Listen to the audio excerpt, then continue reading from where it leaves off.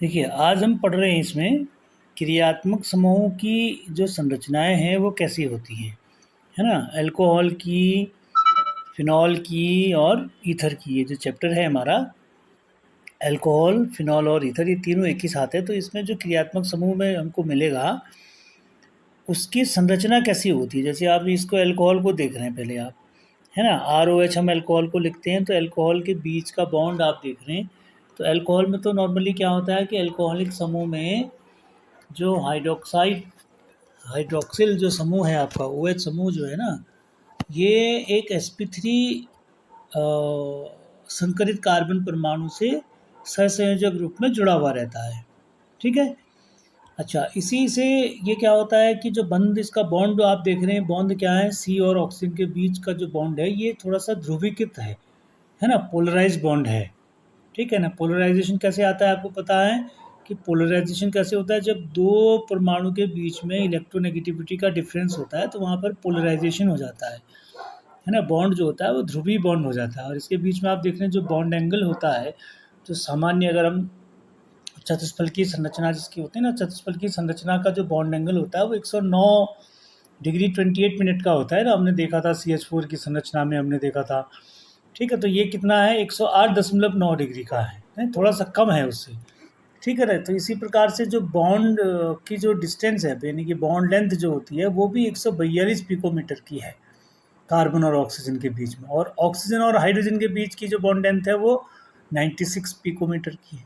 ठीक, तो ये अल्कोहल की जो संरचना है, अल्कोहल की प्रकृति इस प्रकार से हम दिखाते हैं। OH बॉन्ड की जो प्रकृति होती है, तो इसी प्रकृति के कारण क्या होता है, ये एक तरह से दुर्बल अम्ल और दुर्बल क्षार, है ना, दोनों तरह का ये इलेक्ट्रॉन में काम करता है, देने वाला काम करता है। अब इसको अगर आप देखेंगे, फिनॉल वाले को अगर आप देखें, तो फिनॉल में जो हाइड्रोक्साइड आयन यानी OH ग्रुप जो होता है ना, हमारा हाइड्रोक्सिल समूह जो होता है वो sp2 कार्बन से जुड़ा हुआ रहता है, क्योंकि बेंजीन रिंग का जो कार्बन है ना वो क्या होता है, sp2 हाइब्रिडाइज्ड होता है। ठीक, तो sp2 हाइब्रिडाइज होने के कारण से उसका जो बॉन्ड है, जो कार्बन और ऑक्सीजन के जो बॉन्ड है ना, वो दोहरा, उसमें क्या हो जाता है, एक डबल बॉन्ड का करेक्टर आ जाता है। सिंगल बॉन्ड की जगह डबल बॉन्ड का, ये देखा होगा हमने बेंजीन रिंग में भी पहले देखा था ना, तो वो डबल बॉन्ड का करेक्टर इसमें आ जाता है। अच्छा, यहाँ पर आप देख रहे हैं कि जो वो बॉन्ड एंगल है वो थोड़ा सा चेंज भी हो गया, है ना, उसके बीच का जो बॉन्ड एंगल है वो अलग हो गया।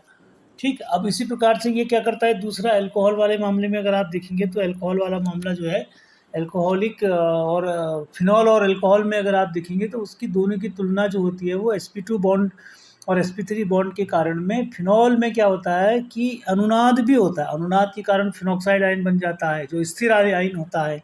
तो उसमें जो ऋणात्मक आवेश होता है वो बेंजीन की जो रिंग होती है ना उसमें विकेंद्रीकृत हो जाता है एक तरह से, है ना। तो इस तरह की संरचना इसकी होती है, किसकी, फिनॉल की होती है। अब तीसरा हमारा जो आता है ईथर है। देखिए, ईथर की संरचना में लिखते हैं ROR, है ना, या AROR, यानी इसको हम कहेंगे ROR। तो ईथर में यानी OH समूह नहीं होता है, यदि आप ध्यान रखिए। अब तीनों एक ही चैप्टर हैं हमारे, लेकिन ईथर में जो समूह बनता है ना वो OH यानी हाइड्रोक्साइड हाइड्रोक्सिल समूह नहीं होता है। OH समूह बिल्कुल थोड़ा सा भिन्न हो जाता है। इसके बजाय क्या हो जाता है कि एक ऑक्सीजन के पीछे दो एल्किल समूह या दो एरिल समूह लग जाते हैं, है ना। तो दो एल्किल समूह लग जाएंगे या दो एरिल समूह हो जाएंगे, या कभी कभी होता है एक एल्किल एक एरिल समूह भी आप लगा सकते हैं। ठीक, अब इसकी जो बंधन की संरचना होती है, तो उसमें आप ये देख रहे हैं कि ऑक्सीजन के चारों ओर मौजूद जितने भी कार्बनिक समूहों के कारण जो है इसकी संरचना थोड़ी झुकी हुई जैसी हो जाती है ना। दूसरा क्या होता है ये, अच्छा हाँ, एक और इम्पोर्टेंट बात ये थी कि जैसे अल्कोहल और फिनॉल ये तो हाइड्रोजन बॉन्ड भी कहीं पे बना लेते हैं, लेकिन ये हाइड्रोजन बॉन्ड नहीं बना पाता।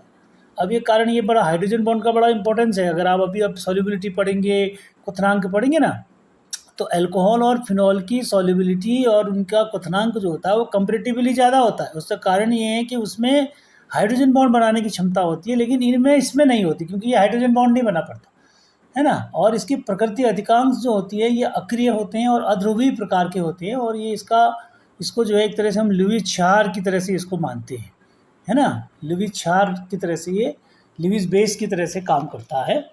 कौन सा वाला, ईथर में अगर आप ईथर की संरचना देखेंगे तो ईथर जो है वो इस तरीके से काम करता है। तो ये तीनों बॉन्डों की ऐसी संरचना होती है।